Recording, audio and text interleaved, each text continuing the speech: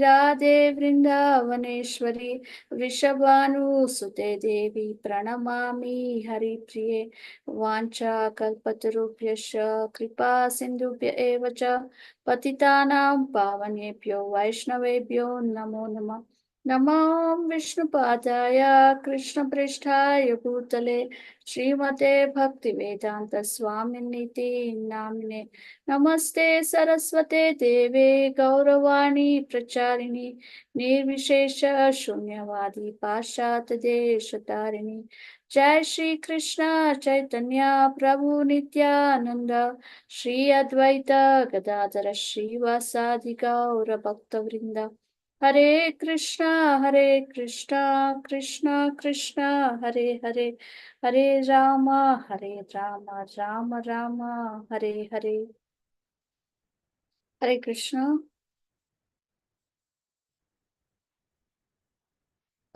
Today we are starting with Nectar of Devotion, that is also known as Bhakti Rasamrita Sindhu.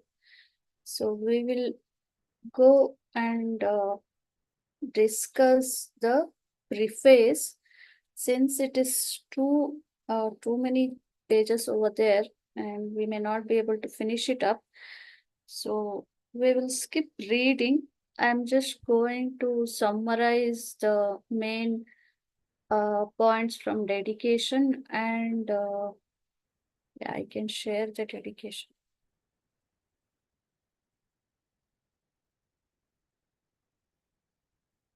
Uh,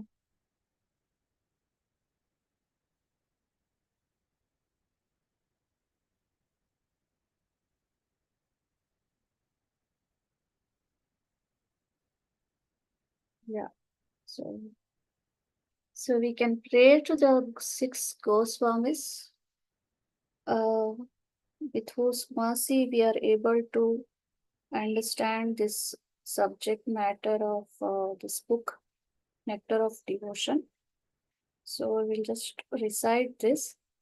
Nana Shastra Vicharanaikanipunau Sadharma Samstapakau Lokanamitakarinav Tribhuvane Manayo Saranyakaro Radha Krishna Padara Vindabhajana Nandena Mataliko Vande Rupa Sanatanau Raghuyugo Shri Jiva Gopalako Vande Rupa Sanatanau Raghuyugo Shri Jiva Gopalako. Anyone wants to recite the entire verse? Yes, Mataji. Hare Krishna. Yes, Lalita. Yes, Mataji. Okay, Lalita Mataji and Kripamai Mataji, you can recite. Hare Krishna. Nana. Hare Krishna. May I go ahead, Mataji? Yeah, Lalita Mataji, good. Nana. Can you take up another tune, Mataji, or same tune you want? Anything is fine, Mataji. I'd like to take the same.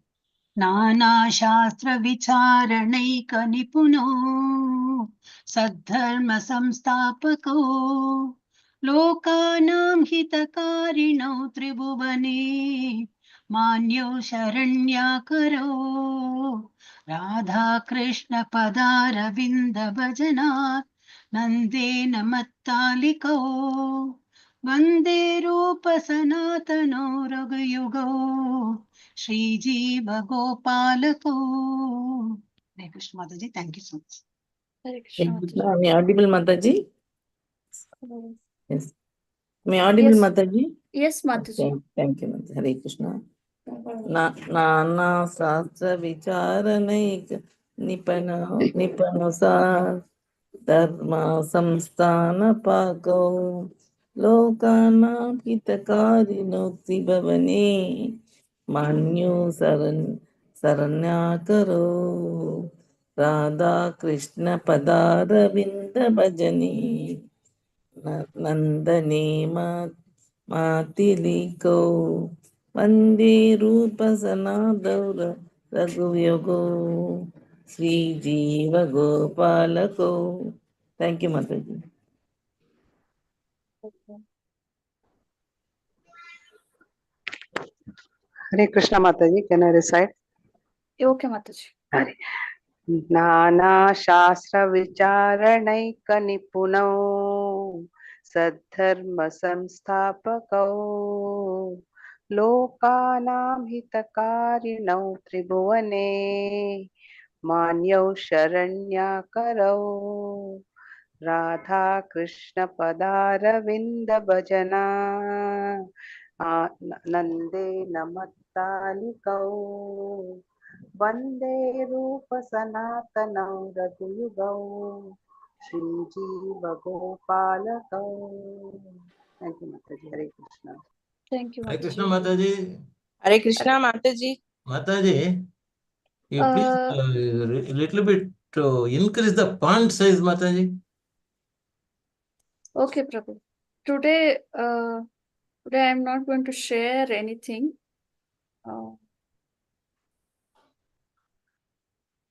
We will just start with the things. So here, could have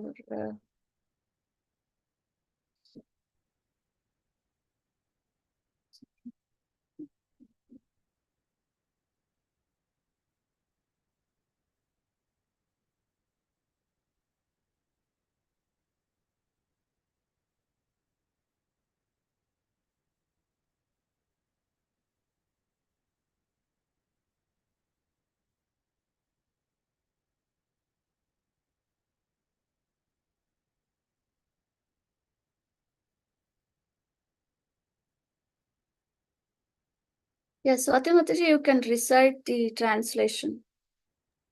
Yes, Mataji. Hare Krishna. Thank you. I offer my respectful obeisances unto six Goswamis, namely Sri Sanatana Goswami, Sri Rupa Goswami, Sri Raghunatha Bhatta Goswami, Sri Raghunatha Dasa Goswami, Sri Jiva Goswami, and Sri Gopala Bhatta Goswami, who are very expert in scrutinizingly studying all the revealed scriptures with the aim of establishing eternal religious principles for the benefit of all human beings. Thus, they are honored all over the three worlds, and they are worth taking shelter of because they are absorbed in the mood of the gopis and are engaged in transcendental loving service of Radha and Krishna. Hare Krishna Yes. Mataji. Thank you, Mataji. Dandavat pranam. Thank you, Mataji. So here, Nana Shastra Vicharanikai Nipunau. So Nana Shastra means the revealed scriptures, the scriptures basically. So it has been expertly, scrutinizedly taken care. And for what? To establish the dharma and for the benefit of all human beings. Lokanam ita karina, for the benefit of all human beings. Tribhuvane, in the sense, in all over the three words. So this is to know. So who has done this? So it is done by all the Goswamis. Who are these Goswamis? All the six Goswamis. What are they doing? They are always taking shelter of Radha Krishna Padaravinda. And what are they doing? Taking shelter of Radha Krishna Vaja Nandena Mataliko. So they are always engaged and absorbed in the mood of gopis and are engaged in the transcendental service of Radha and Krishna. And we know the six Goswamis are Sanatana Goswami, Rupa Goswami, Raghunatha Bhatta Goswami, Raghunatha Dasa Goswami, Jiva Goswami, and Gopala Bhatta Goswami. So the entire six names come in this line itself. So the two Raghunatha, one is Raghunatha Bhatta and Raghunatha Dasa. So it is mentioned here as Raghu Yuga, mentioning twinning of the names. So we take shelter of these 6 Goswamis who come in the disciplic succession, and we take their blessings to mainly understand this book, Nectar of Devotion, and Nectar of Devotion coming from summarized part of Bhakti Rasamrita Sindhu, which is written by Rupa Goswami. So we'll go ahead. Issues with little of my internet, so I'm just stopping the sharing thing over here. Mataji, you want me to share? Okay, Mataji, I'll make you the co-host. Mataji. Actually, we are only going to discuss preface, so it is fine, Mataji. Okay. I'm going to summarize the things. Yeah.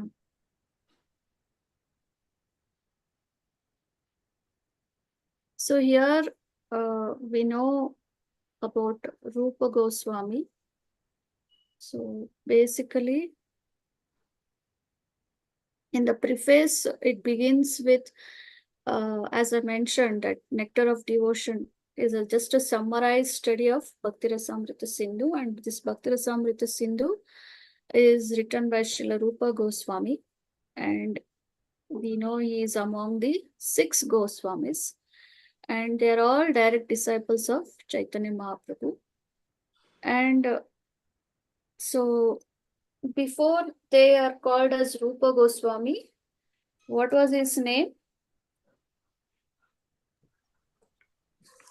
Dabir Pasha. Yeah. So what was Sanatana Goswami's name? Sakara Malik. Sakara Malik. So who were they under as ministers? Under whose kingdom? Nawab Hussain Shah. Nawab Hussain. Yeah. So they were engaged as ministers over there, but they were actually from a Brahmanical family, from a Gauda Saraswata Brahmin, but they went under the service of as ministers in the Mohammedan government, so they were not accepted as Brahmins, and they were actually rejected. But why did they took up this service was because if they don't take up, then the society of Hindus will be destroyed. So with that fear, they agreed for this service.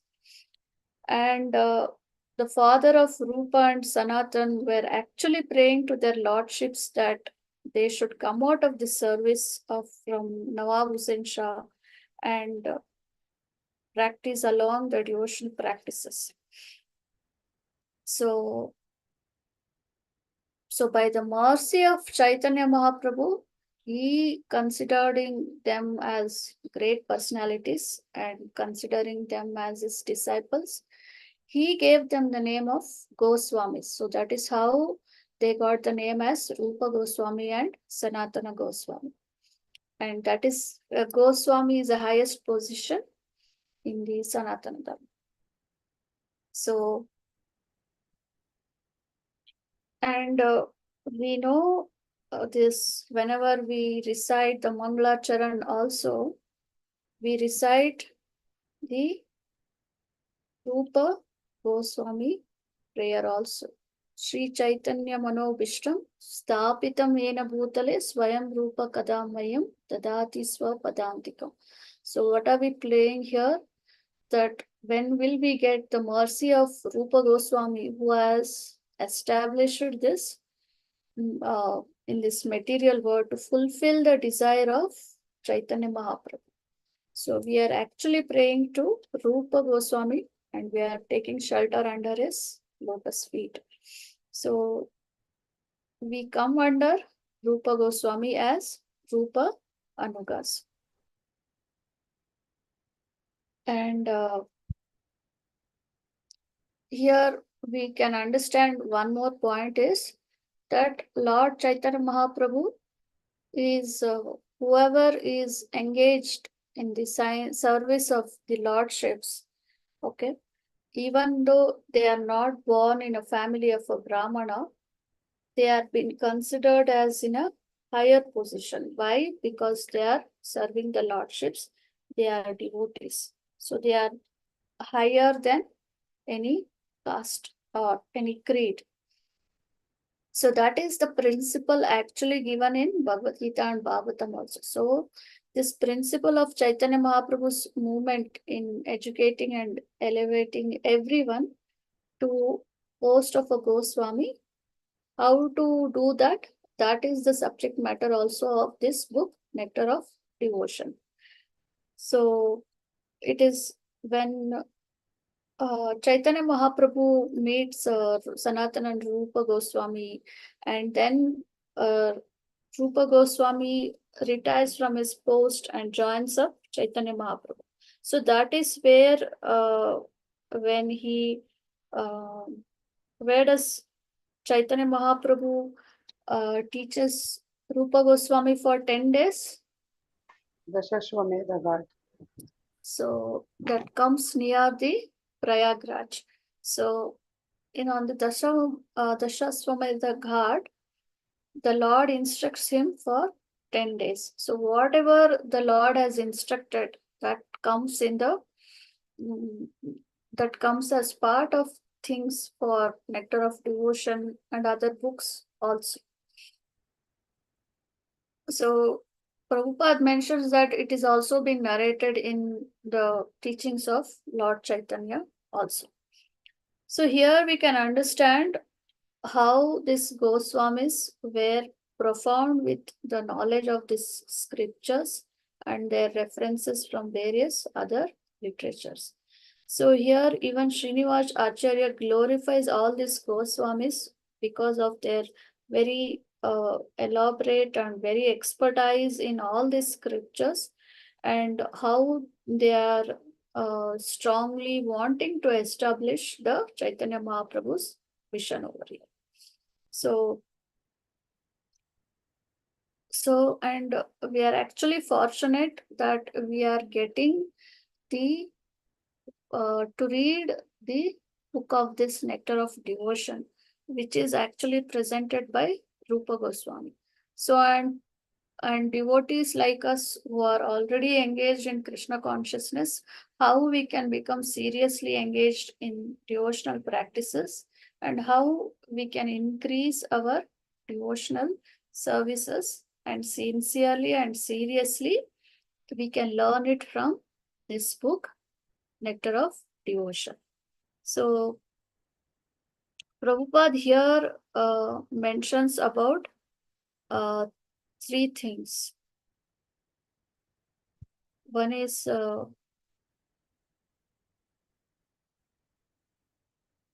so here now we'll try to know what is this book meaning as of Bhakti Rasamrita Sindhu. So why Prabhupada named it as Nectar of Devotion in English? So it is in Sanskrit Bhakti Rasamrita Sindhu. So here Bhakti means devotion. So Rasa, Amrita. So it is divided into Rasa. So Rasa is mellow or a form of relationship, and Amrita is nectar, which is eternal, and Sindhu is ocean. So this bhakti, the devotion, is eternal, and it is unlimitedly flowing like a ocean. So that is what is the meaning of this Bhakti Rasamrita Sindhu, the nectar of devotion. So here Prabhupada starts with in the preface profoundly explaining to us what is bhakti means. So bhakti means we may tell devotion, but Prabhupada makes it very expertisely and scrutinizingly making us to understand that it is not only devotion, it is devotional service. So when devotional service, so that is usually so everyone, so Prabhupada is trying to make us understand here about bhakti by comparing it with the people who tries to do service to each one of us. So whoever is there in this material world is engaged in some or the other sort of service.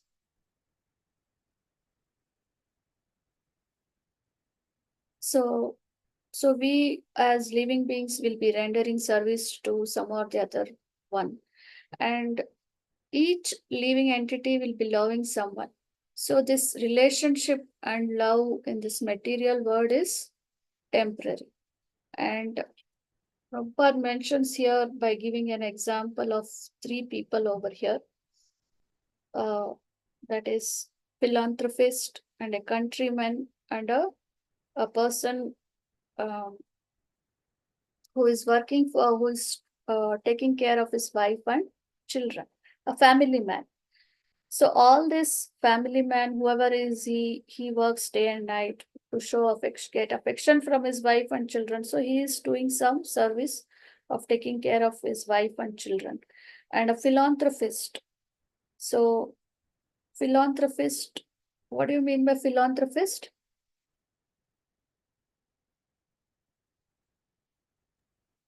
Charity, helping others. Helping others. So philanthropist. So phila means love. So love for what? For serving the other peoples other than their own family. And a nationalist or a person who is devoted to serve his country and countrymen. So all these persons who are driving to serve are in a form of a what we call as rasa. So this, what is this mellow or this rasa? Maybe an ordinary rasa which is enjoyed by the workers. So we'll try to understand this much better. So in this material world, whatever we see may not be a genuine love. It is always a fake. Why do we feel that it is fake? Because we should know the difference between the lust and love. So when there is lust, what can he or she do for me? If it is a love, it is always selfless. It is only flowing outward selflessly. So mundane love or the lust is simply attraction for the skin, the color, the face, right? The beauty, the richness, so all other things. So genuine love. So what is genuine love? Which is, so Prabhupada here is mentioning it as in terms of bhakti is devotional service. So when it comes in terms of genuine love, it is not only a feeling, you also serve. So if somebody tells me I love you, so how do you express it? You just tell I love you and you don't do anything for me. So you need to please me to do something. So some service, some sort of service should be done. So the mother just tells the child I love you, or the wife just tells the husband I love you. No, she always cooks some good food, right? She takes care of the children. So everything, so in that way there is a serving. So it is not just a feeling. And how it is done? It is done selflessly. So there is no expectations, or so we see in this mundane world there is a expectations, and we are doing it sometimes with compulsion, not voluntarily, right?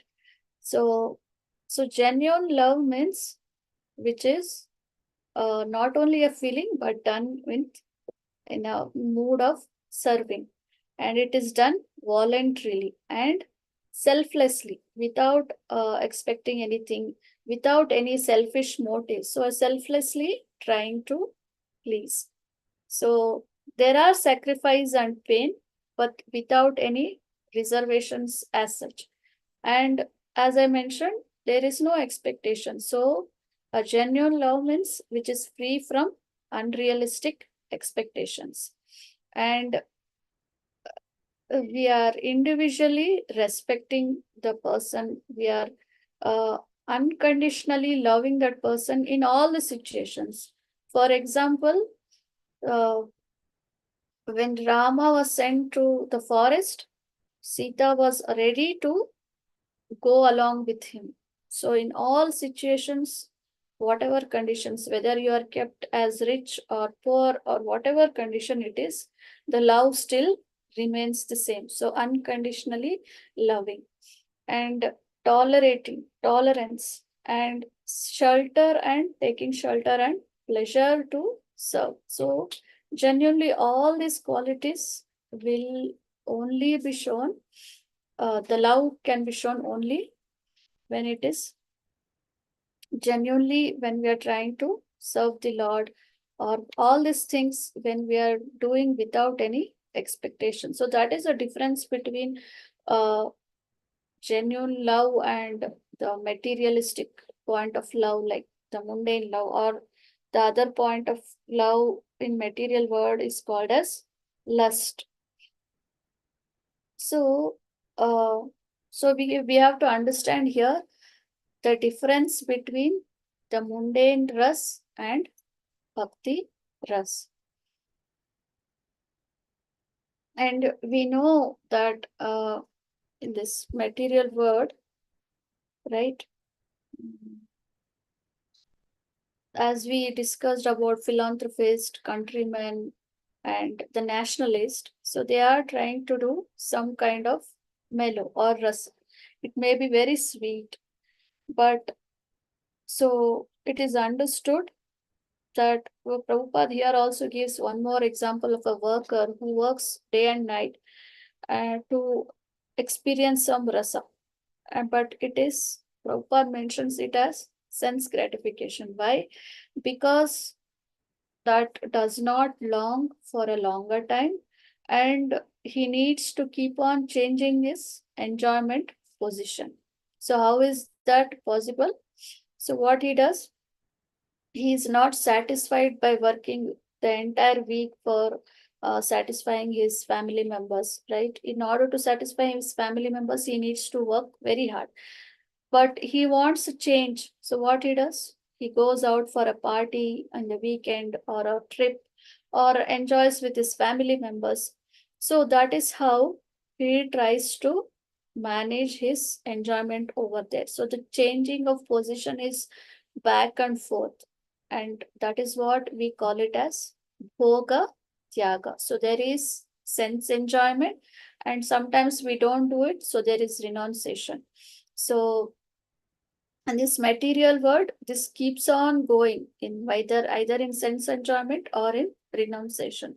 So this sense gratification cannot give us happiness for a longer time. So that is why it is called as flickering happiness or shapala sukha. So, but as a soul, as of the living entity, we have this tendency to love. So what is the dharma of the or the eternal nature of the soul? It is to love and serve God. So when we keep doing this chapala bhoga or bhoga tyaga, trying to enjoy sense gratification and renunciation, it does not give happiness to the soul. So why? Because the eternal nature of this of the soul is to love and serve God. So even though we may want to go on loving our parents, relatives, and friends, we are being stopped by death. So all this material world relationship is temporary, and they are finished with time. And sometimes we are always like spouse centeredness or family centeredness or related with fame, money, possession, pleasure, friend or enemy, or now at time you may see it is also dog centeredness, or the last and not the least, me and mine. So we need to understand here that the Lord is eternal, the soul is eternal. So the loving relationship between the two also will be eternal. So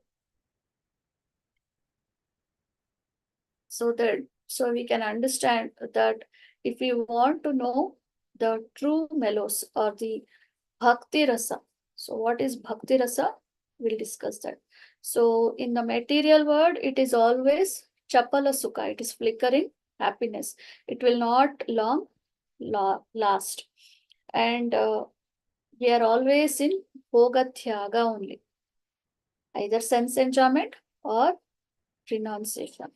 Whereas bhakti ras, the melos or the rasa, which is released in the loving service of the Lord, it does not finish with the end of this life. So that is the difference.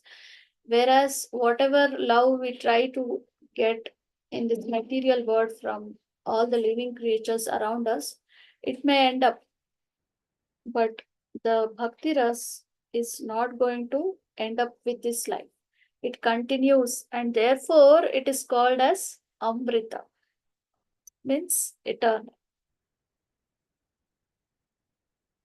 And any activities which is performed like for the satisfaction of the lordships, so in that we can always release that, and there are different varieties of rasas or melos. So we have to understand here that the benefit of connecting all our activities with the Lord's service. So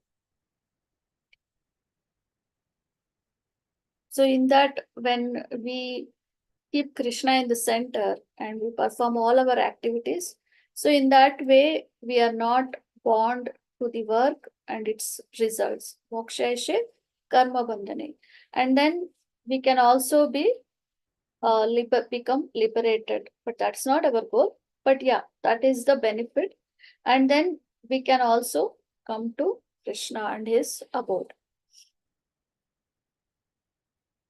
And we have to understand one more point here, that Krishna has special affection for his devotee. So people may argue that he is partial or he only has love towards devotees. No, but Krishna explains that he is not partial nor he is hateful to anyone. As a person, he has a naturally reciprocating to the love towards the devotees. So Prabhupada also makes one point over there in one of the lectures, that if there is no reciprocal relationship between devotee and the Lord, then there is no this personalism philosophy at all, which we speak always. So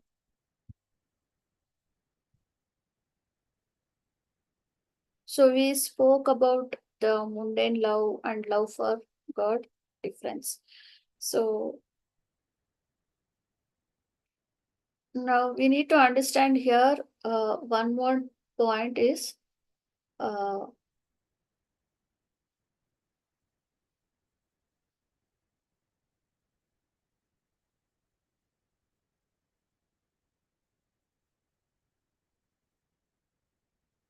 like what makes the love of God divine or ahituki, we can think of. Like we don't love God for any other reason, that God will give me some wealth, God will give me this, or God will give me that, or I will ask God from God about this. No. So it is ahituki. It is no cause. So we can think of an example like Sudama. Sudama Brahmana, how was he? He was poverty stricken, he wore tattered clothes. And once, when his wife told him that go and meet your friend Krishna, who is in us having such a huge palaces, and he's staying in Dwarka, go and ask anything from Krishna. He is having such huge wealth. But Sudama was not ready to go and ask anything from Krishna. He only agreed to go to Dwaraka to take an opportunity to take darshan of Lord Krishna. So despite his poverty, he only desired that that he should not go empty-handed, right? Whenever we are going to anyone's house, or if we are going first time to their house, we try to take something for them. So similarly here, Sudama is thinking of not going with empty-handed. Even though he was poverty-stricken, he is thinking of taking something for their lordships. And he knows Krishna loves chipped rice. So somehow he tells his wife to make arrangements for the chipped rice, and he carries the chipped rice to offer it to Krishna. So here, pure devotees have no material motives to demand. They are only eager to love and serve God. And ahituki aprahita, right? Pure devotional service means this love cannot be checked. For example, in this material world, if a boy loves a girl and this boy does not get any high paying IT job, he's some small working somewhere, small job. So the girl's father may not get married to this boy whom she was loving. He will marry her to some other boy. Thus, that love of exchange or that exchange of love will be hampered. But when it comes to love of God, it cannot be hampered. If you want to love God, there is no material impediments. Ahituki apratihata. So it cannot be checked. You may be the poor of the poorest of the poor, but you can still love God. Why? Krishna tells that you can offer me little leaf or a fruit or a water, right? With love and devotion, I accept it. So we can understand how Krishna is mercifully telling us that how he can be shown with love and devotion. So Krishna is not hungry for our chapan bhog or anything. He just wants our pure love over there. So therefore, he personally comes to take care of the devotees. So in one of the Bhagavad Gita shlokas also, we know that if we want spiritual happiness, in the beginning it may be poison, but in the end it is always nectar. Whereas the material happiness may look nectar in the beginning. We may be having that flickering happiness, but it is poison for us in the end. So, and here Prabhupada is also trying to tell us that the attractive objects which are there in this material world, they cannot make us happy. Why? Because they are always changeable, they are always perishable, and all these changeable and perishable things cannot give us lasting happiness. And this material world is built on what principle? It is built on principle of duality. So duality in the sense like it is day, night, whether it is life or death, summer or winter, pleasure or pain, joy, sorrow, right? Association, dissociation. So all this. So the house can give us sukha, or sometimes it can give us dukkha also if the house gets destroyed in an earthquake or a hurricane, right? The same thing is with car. Today we may be happy with this car. Tomorrow when we see somebody else, a bigger car, we are not happy with this car. So there is always a duality in this material world. And this material pleasure, whatever we may be deriving it, it is always limited. How much you can enjoy and how long you can enjoy. If you want to eat, if you love to eat gulab jamun and are enjoying to eat gulab jamun, how much you can eat? You can eat 10, 20. After that, you can't eat, right? So similarly, Prabhupada mentions that all this material pleasure is just like chasing after a mirage. So the material pleasure has to stop somewhere, and there cannot be anything new. It is always the same thing. You are achieving the achieve. So Prabhupada is trying to make us understand us in this preface is that our relationship with Krishna is everlasting, and there are no dualities in the spiritual world, and Krishna is absolute with all the six opulences. So here I'm just going to summarize with the difference between the mundane ras and the bhakti ras. So the mundane ras is what I discussed with an example of philanthropist and family man and the nationalist. So what is that ras derived from? It is derived from the material body and mind.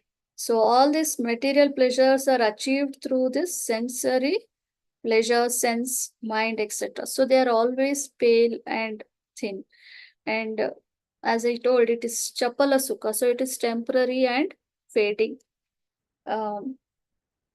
So it may look attractive in the beginning, and the more one chews, the more pleasure is not increased, it decreases each time. And this rasa is temporary. So at death, everything is finished, and one has to begin from a new chapter of life. For example, if one is an IITian in this life, and if he dies, he will be reborn again as a child, if suppose he comes back as a human being. And then he has to again start with the rhymes, right? With Twinkle, Twinkle, Little Star. From there only he has to start. Whereas the Bhakti Ras, Prabhupada gives very beautifully that it is derived by the soul's seva, service, devotional service to the Supreme Lord. And bhakti is the bliss or the pleasure which we obtain is beyond earthly and heavenly, and even more greater than the pleasure of getting moksha. That is what they mention. And this is eternal, this is sweet and ever fresh, which does not die but exists eternally, and it is always everly increasing and ever fresh. Whereas if we learned that the mundane ras is temporary, after death it is always finished. But whereas bhakti ras, it is permanent. So bhakti does not finish with the end of life. If one has done 60% of bhakti, in the next life one will start from 61%. So there is no loss in the path of bhakti. What is that shloka? 2.40 tells of नेहाभिक्रमनाशोऽस्ति प्रत्यवायुर्न विद्यते स्वल्पमस्य धर्मस्य त्रायते महतो भयात्. yeah. So Neha Vikrama Shasti. So there is no loss in the path of bhakti. So if one does 60% of bhakti, he will start from 61% of bhakti. So we have seen examples like from Srimad Bhagavatam, Bharat Maharaj, and then he becomes Jada Bharat, right? So he has from a deer to Jada Bharat. So he has continued his Bhakti Yoga from previous life, and then he attains perfection and then returns back to Godhead. Similarly, in the case of the elephant Gajendra. So we see this as a proof of how that bhakti, there is no loss in the path of bhakti. And we know that in this mundane ras, that there are many we have seen in the history, like the leaders like Hitler or Alexander or Aurangzeb. They have accumulated lot of power, property and wealth by fair or foul or whatever means, but they left behind everything and they were with empty hands. So Prabhupada is trying to explain over here that what is the use of spending the whole life gathering this mundane wealth that are going to leave us one day. So, and then it is like moving the stone from bottom of the mountain to top of the mountain, and then again you're rolling it down from top to bottom. So again endeavoring to start all over again, moving it from bottom to top of mountain for all this mundane things. So Prabhupada asked in one of the lectures mentions about this example, and he asked that whether this is not a foolish act. And we also mentioned about Bhoga Tyaga over there. Whereas when we do Bhakti Ras, we can go back to Godhead and enjoy the everlasting bliss. So we have seen in the examples of Dhruva Maharaj, Ajamela, Bhishma Dev or Tukaram, so all boarding the Vaikuntha plains and returning to the spiritual world. And we have seen also the example of how Hanuman is trying to serve the Lord and never tired in this devotional service. He is always eternally serving the Lord. And in case of Prahlad Maharaj, so Hanuman and Prahlad, we can see that how they are serving more and more for the Lord and never tired in the devotional practices. So that is the difference here between mundane ras and bhakti ras. And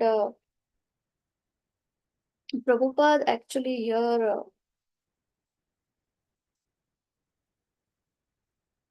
ends by mentioning that this Nectar of Devotion book is he was helped by his disciple Jayananda and also thanking the directors of ISKCON Press who helped him make this print of this book. So Prabhupada is trying to tell us that we need to keep Krishna in the center. Then only we will be able to learn the art of loving Krishna. Because if we want to water the tree and if we don't water the root of the tree, then we are going to, there is no nourishment for the tree. So here, Prabhupada gives this example of that how the tree can be nourished by watering the roots and how the body can be nourished by supplying the foodstuffs to the stomach through the mouth. So if there is no Krishna in our life, it means we are missing our self also. So Prabhupada gives beautiful understanding here of giving an example that we see ourselves in the mirror. How it is possible? We are able to see ourselves in the mirror in the morning, like, so how it is possible? Because there is sunlight and you are able to see your face. And so it is understood that without the sunshine, no one can see ourselves, right? So if Krishna is not there, it means there is no self-realization at all. So real self-realization and realization of Krishna goes together simultaneously. So unless one has realized Krishna, there is no question of self-realization. So that is what Prabhupada is trying to tell us here. And to take to devotional practices seriously. And we can always know that, as I mentioned, that we need to pour water on the root. So that is why Nectar of Devotion will teach us how we can turn the just turning our switch towards Krishna, that will actually brighten our life from every point.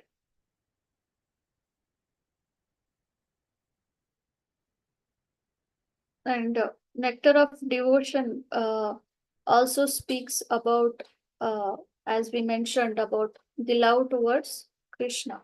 So it can, and one's love can be only satisfied only when it is reposed in Krishna. So in Nectar of Devotion, we'll come to know that how we can love Krishna in different mellows, in different rasas. There are different rasas and there are 5 primary rasas, right? So all this will be discussed in this Nectar of Devotion in coming classes. So where we can live eternally in full knowledge and bliss. So this is about the preface. So tomorrow we can discuss introduction. So thank you very much. This is all about mainly here Prabhupada telling us or trying to tell us that difference between the mundane ras and the bhakti ras, the what happiness you can get from practicing devotional service. So is there anything you want to add or any questions? Hare Krishna, Mataji. Yeah, Mataji. Pranam. Mataji, you said something about ahituki aprahita. What does it mean?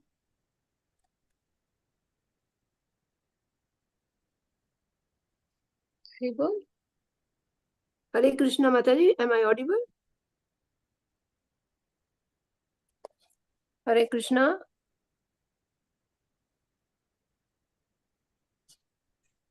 Hare Krishna, Mataji, you're audible. I think Mataji is not able to hear you. Yeah, okay, thank you. I just want to know what's the meaning of ahituki aprahita. Ahituki means, Mataji, uninterrupted, without any stop and without any personal intentions. Our bhakti should be like that. Okay, aprahita. Same thing, Mataji. One meaning is like uninterrupted, and one meaning is unmotivated, without any desire. We should worship the Lord. Any personal desire. Understood. Yeah, understood, Mataji. Thank you so much. Hare Krishna. Amala Bhakti Mataji, are you able to hear Mataji now? Hare Krishna. You can hear Yes, me? Mataji. Mataji was asking question. Ahituki apratihata. So Mataji, can you please explain it or again? Yeah, ahituki means without any other reasons. There is no what to tell. There is no reason at all to stop loving the Lord. Right? You don't have to give no cause. There is no cause at all. There is no uninterrupted, what to tell. Like there is no interruption over there to love the Lord. And Okay, Mataji. apratihata is that there is no hamper over there. It cannot be hampered. There is no material impediments to love the Lord. It cannot be checked just because for example, we can consider if the Lord is in the black complexion, that does not mean I'll stop loving the Lord because of his colors. It's like that.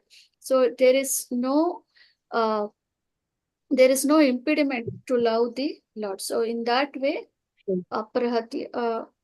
uninterruptingly loving the Lord without any cause or without any hamperments or impediments. Mataji. Yeah. Okay, thank you, Mataji. Hare Krishna.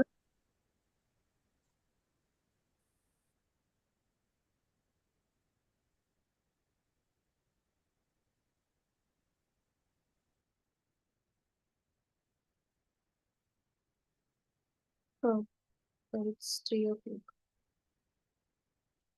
Yes, thank you, Mataji. I think we need to end, but there may be one more session.